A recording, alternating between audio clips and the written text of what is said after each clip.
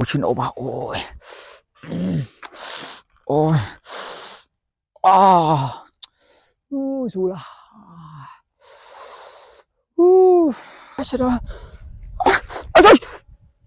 Ê. Mày hãy ui. Chạy tận đầu lột ui. Lại mày hãy nhau. Một cái khâu anh cái buông nông được không? Hai anh ban đốm anh lại anh hiểu thế nào được à?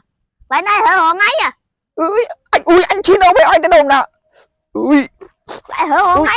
Buồn anh đó. Ui ơi à qua phá bên đây. Ông xong live xong ấy nữa. Cái đal phải cái đal ấy chơi ơi khen sợ lo bà thà Phật mình đó hồi sợ lọ là nghĩ sợ lọ ai ăn tới không phải ai mà bẹp lại sợ lọ tao bản quy đừng nhiều ya được smart nào mày cái nữa phở sợ lọ phở ai mà cái đa phải ôi mau bên đây ai biết ơi ôi chẳng chịu nổi đó thôi bẹp lại bà này anh chịu nổi cho ấy tiết đâu đâu mày ôi Anh ngồi với anh đâu có à? Phở em phở mau nặng.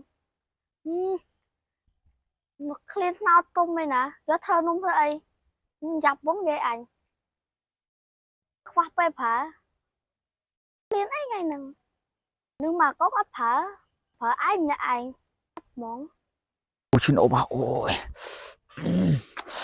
ôi à ui xui là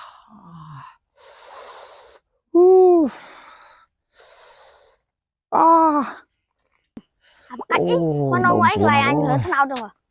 Nhưng mà thứ 370. Ôi ôi sao đó ôi trời ơi mày hay mà chơi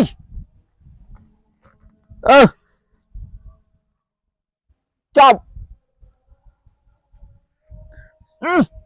mày hay mới khao anh buôn đâu mà ui chạy tận đầu lột ui lại mày hái nhau một cái khao anh buôn nông được không? Hai anh ban đốm anh lại anh hiểu thế nào được à? Lại nay hở hôm nay à?